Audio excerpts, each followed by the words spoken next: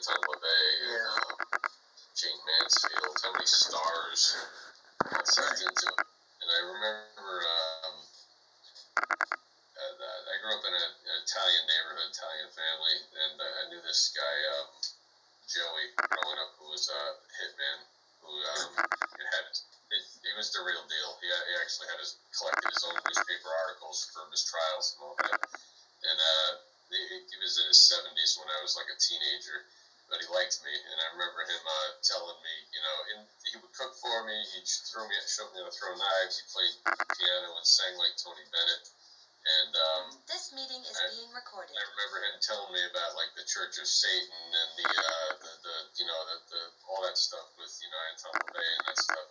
And he said to me, and I quote, he goes, it was exactly like those piece of shit beatnik fucks from the 50s that I remember. And I go, yeah? He goes, yeah, that was just an excuse for people to get together and fuck.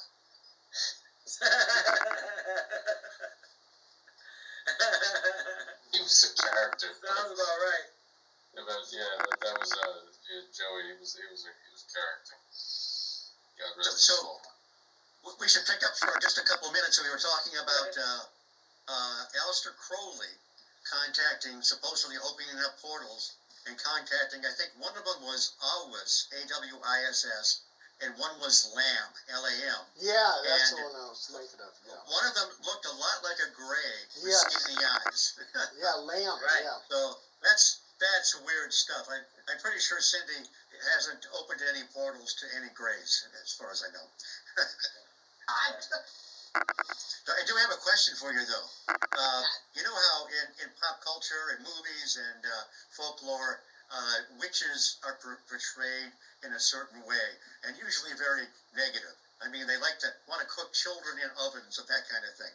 What is, you're a real practicing witch. What are some of the obvious differences between the real witch does? So, pop culture, the Hollywood version, like you said, they always make us witches look like we're evil and we're always doing black magic or always doing something against someone to put harm or, make them wreck or whatever the case might be. And there are plenty. I have sister witches that I'm very close to.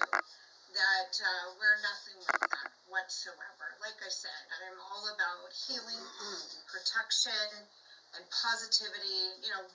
Doing good things. I have people reaching out to me, and I'll have long conversations with them on video chat through Messenger, and help them. And because they feel like either they have an attachment. And so I sit and I talk to them and I ask my questions. Every case is different. This recently just started happening with me where people are finally reaching out to me because I make that clear in my podcast that if anyone wants to reach out, please do. I want everyone to feel comfortable that they can reach out to me because what I talk about with them stays with me. I don't talk about it with anyone else. But, because that's their own personal, and if they want to come on to the podcast and talk about it, I'm all for it. I want to hear everybody's experiences, whether it be something that they feel is negative that they have attached, or they're seeing shadow figures, or they're experiencing things in their home and they don't know how to go about doing a cleansing or, getting help in some aspect. Obviously, there's some things that I'm not that well experienced in that I can't help. I can direct you into a priest or a preacher if necessary, but unfortunately, there's I can do so much. I have not run into, and hopefully never, run into a demon or had an experience with a demon. I hope I never have one. But in the paranormal world, anything is possible. And so, and I take chances when I open myself up. I do. I'll say, you guys, any spirits here with me right now, you can use my body and my energy to speak through me. I know I'm putting myself at risk. I know that. But I do it because I'm hoping that I will be able to maybe help a good spirit go in a different direction, or if they feel they're stuck, I can help them get to a different realm. Or I'm not one to believe in heaven. I feel there's, here we have different realms that we go to, but that's my opinion. Yeah. So Have what you ever had you a call- spirit follow you home? Sorry, Steve. No, that's all right. Sorry. Have you ever had a Go ahead, spirit follow you home from an investigation? You're so open. I'm just wondering if anything's attached to you before. Almost. But I knew he was actually in the back of the truck, sitting Oh. behind me.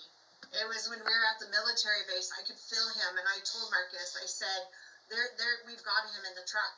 And I'll show you the picture that I have. Hopefully it will come through might have to take my background off, but this is what I captured. And I felt it before. I was feeling something very negative in the military base down in the emergency room section of the hospital that we were in. And I was like, there's something over there. It's something over there. It's negative. I feel it wants to attach to one of us. And I was like, we've got to go. Like, we all need to go now. And I was trying to be protective with the people that I was with. And one of my friends, she didn't want to go yet. And I said, no, you either listen to me or you're going to get something attached to you. So we decided to leave. But this is sorry, I'm trying to find the photo so I can show you guys. But this was down, again, like I said, we were at the abandoned military base down in the hospital emergency room area. And I started feeling it, and for some odd reason, I was like, I gotta take pictures. And so I just did the whole snip, or, push the button, just kept one right after the other, because I wanted to make sure that he didn't miss anything, so I'm just, going all the way across. And this, here we go. Let's see if I can do this one here. I actually talked about what I experienced at this hospital and what I caught on my podcast. So if you guys want to check it out, I'm on YouTube. This is kind of, I don't know if you guys are going to be able to see it. I might have to take off let me take off my background. Let's see if I can remember how to do this. I might have to whiteboards. I don't know. Let's see. Oh, there we go. You hold it right there. Yep. So that's what I caught. And he was down. He was down in the emergency room. So there was graffiti, right? And this is the one we looked at. My friend's video, we looked at my video, we looked at pictures, we're zooming in, we're all talking about it, and we're trying to debunk it. None of the graffiti on the wall matched this guy. None of it. We tried our hardest to debunk it. Because I'm all about that. It is, isn't it? But I felt him follow me outside, and I was like, we need to go. Like, I was ready to go. And because I did not feel good at all. And we got in the truck, we went to a different location on base. We went to the military housing, and we were going to... Did he stay in the truck? He or did you got leave him in behind? the truck. He got in the truck. So he was still with you? Oh, yeah.